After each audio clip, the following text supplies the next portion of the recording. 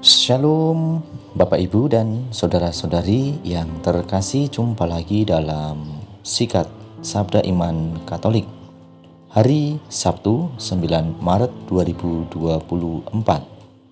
Hari ini kita akan mendengarkan Sabda Tuhan dan merenungkannya dari Injil Lukas bab 18 ayat 9 sampai 14. Semoga Tuhan beserta kita sekarang dan selama-lamanya. Inilah Injil suci menurut Lukas. Dimuliakanlah Tuhan. Sekali peristiwa, Yesus menyatakan perumpamaan ini kepada beberapa orang yang menganggap dirinya benar dan memandang rendah semua orang lain. Ada dua orang pergi ke bait Allah untuk berdoa.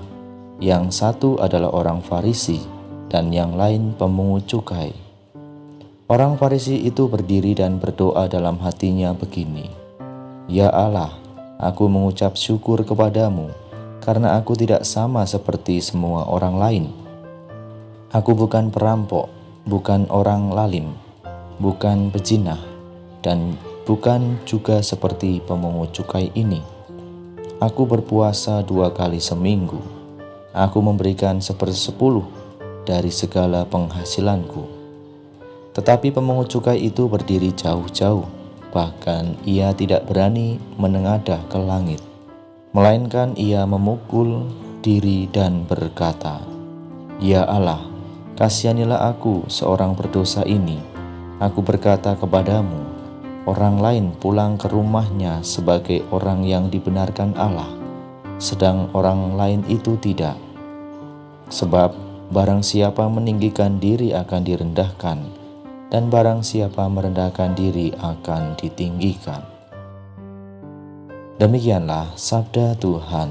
Terpujilah Kristus.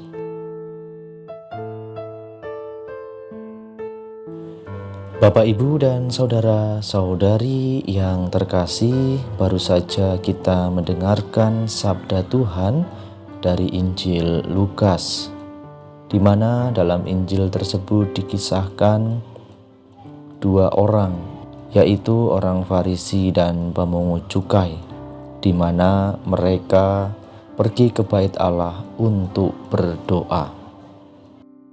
Kita juga mungkin di dalam kehidupan sehari-hari kadang mendengar orang yang pamer. Orang yang sebenarnya sombong atau pamer tersebut persis seperti orang Farisi di dalam kisah perumpamaan yang dikatakan oleh Yesus. Puas diri dengan segala prestasi, merasa diri lebih baik daripada orang lain, sudah merasa suci dan tertib mengikuti peraturan keagamaan. Tetapi persis disitulah letak mengapa orang Farisi itu justru tidak dibenarkan oleh Yesus. Orang Farisi itu dianggap berdosa, terutama karena memandang dirinya sendiri dapat memenuhi segala hal yang perlu demi keselamatan jiwanya dengan kekuatan dan prestasinya sendiri. Berbeda sekali dengan pemungut cukai yang berdoa dengan penuh penyesalan, bertobat. Pemungut cukai dibenarkan oleh Tuhan karena menyadari bahwa keselamatan hanya merupakan belas kasih dan karunia Allah, bukan prestasinya sendiri.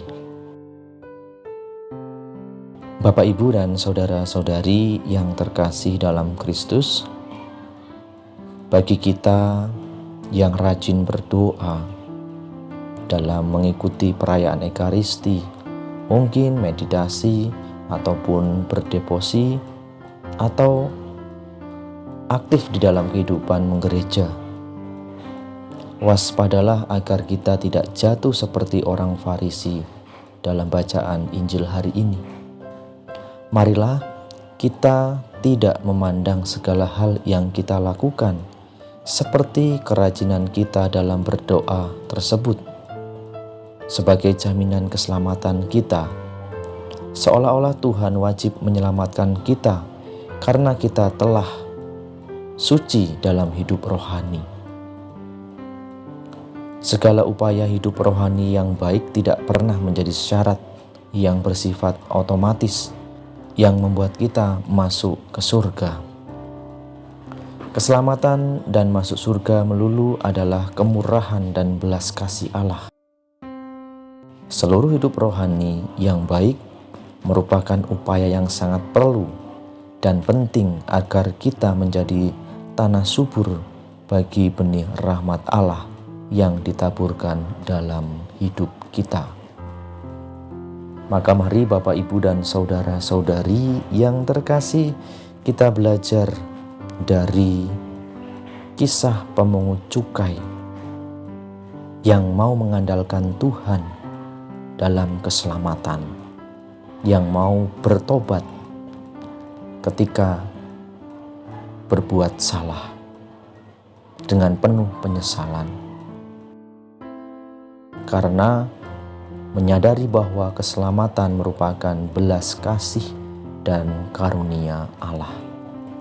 Kemuliaan kepada Bapa dan Putra dan Roh Kudus, seperti pada permulaan, sekarang, selalu, dan sepanjang segala abad. Amin.